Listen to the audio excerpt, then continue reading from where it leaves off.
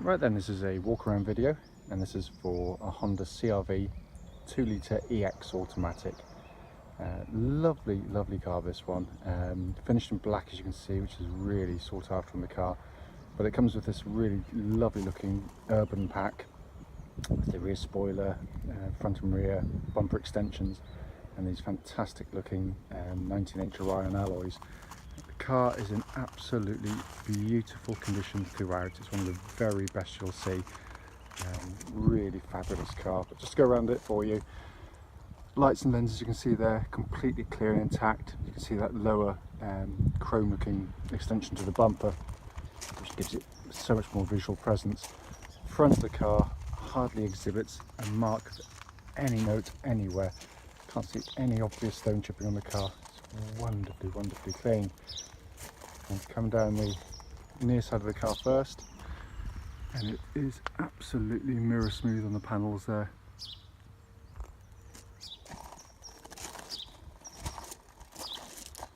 Alloys look absolutely fantastic. Obviously the black and chrome matching the rest of the car absolutely beautifully, but the panel work is just beautiful.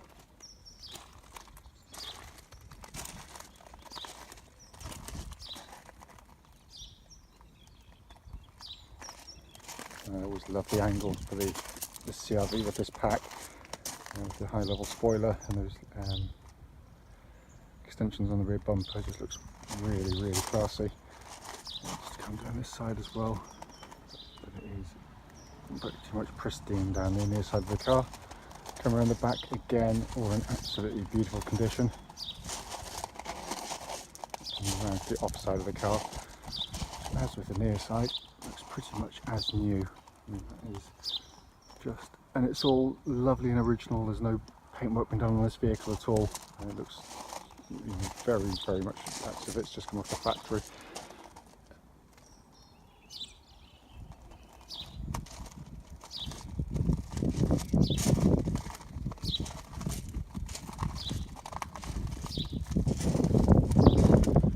Final alloy on the front here, which again is in lovely condition, and just to come down that angle as well, but it really is pretty much unmarked, that car.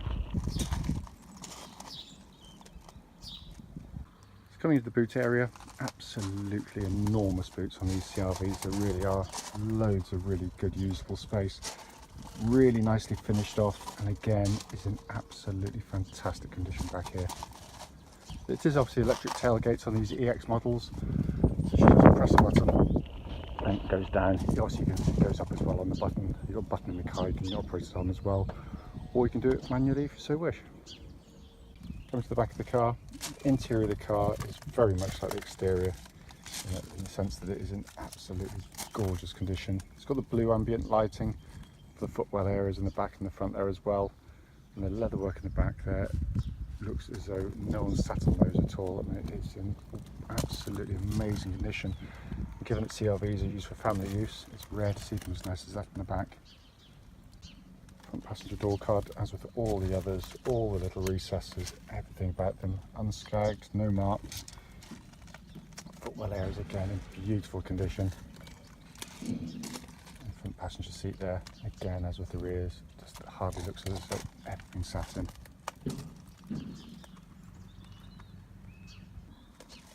Driver's door card, again lovely condition. Electric memory seat buttons on there as well on these EX models. Again, footwell area is absolutely super. The driver's seat, as with the others, hardly exhibits a mark anywhere on it at all.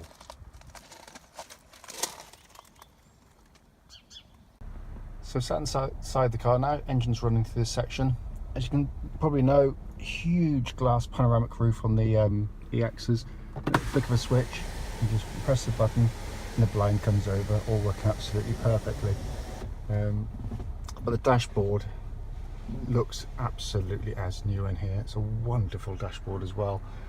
See there, sat nav working absolutely perfectly. You pop the car into reverse, you get that lovely clear gridded parking camera on the car as well. Dual zone climate control system, all switch gears of the very highest quality. come around to the main dashboard binnacle and pan in there for you. Hopefully you can see 47,160 miles, and there's no warning lights on the dashboard at all. Steering wheel looks and feels as new in hand, and the video really does not do justice to this car in any way, shape or form.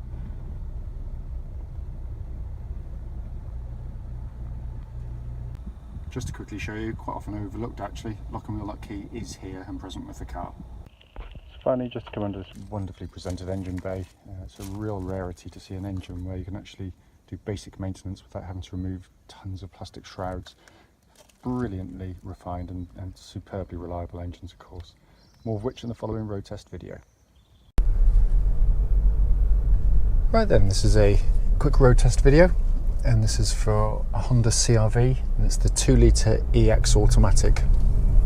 This particular car is registered LS63HFC, and mileage at the start of the road test is 47,154 miles. Basically, we do these road tests essentially so people who are looking at the cars in the adverts online actually get to see the very car advertised in operation. The reason for it is basically so if there's any issues on the car, we can relay them back to you. So if there's any faults, you should know about them before you turn up. We've been on the receiving end, as many people have, going to see a car, told it's good, but when you get there, there's a glaring fault which clearly you should have been told about. So hence that's why we do it. It's also done on these really very quiet country roads, very close to our premises. In this lovely part of Gloucestershire. We're literally only sort of 10 miles or so north of Bristol, just off the M5. So it's very, very easy to get to, but it does make for a very relaxing test drive if offered. So coming to the car itself, as you'll know from the advert, the car's been absolutely beautifully maintained by the Honda dealers throughout its life. We've just serviced it ourselves, and the car's in absolutely fantastic condition in terms of the mechanicals. It's been really well looked after, and it feels like it as soon as you get in and drive the car.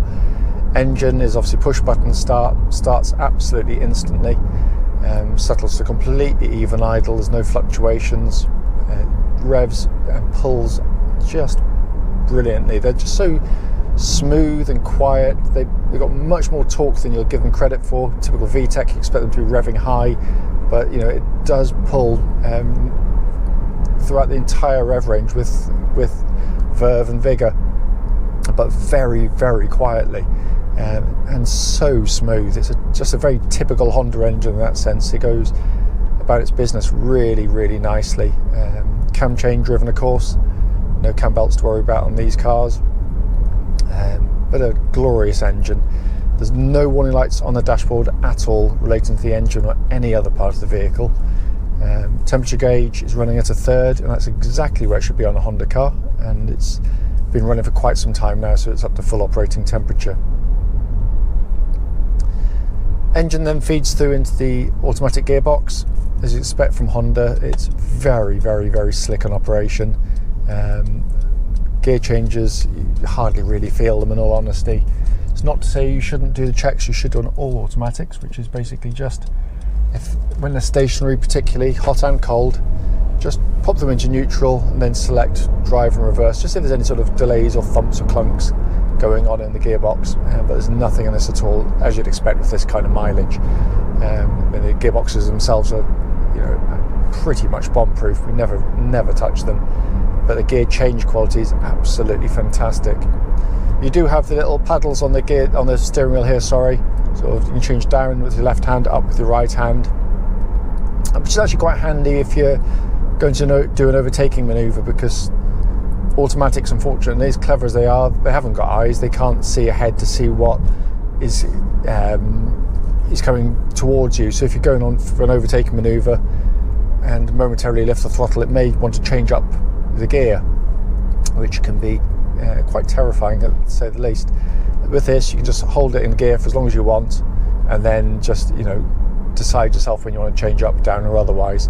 And it works brilliantly. You just basically pull the tab back, it's selected me third, fourth, and you just go up and down the gears like that, fifth. It's just such a simple and easy thing to operate, and it turns itself off within a few seconds when it senses that you're no longer using it, as it's just done now.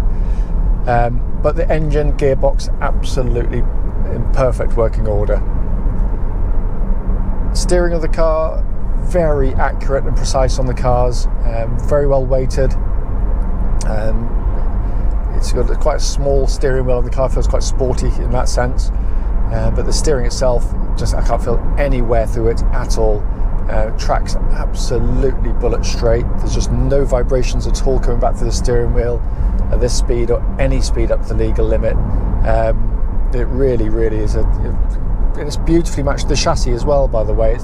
That's not always the case. It's, the chassis is designed predominantly to sort of carry 5 people very comfortably, but that doesn't mean it flounders through the corners either. It does, it holds its posture really well.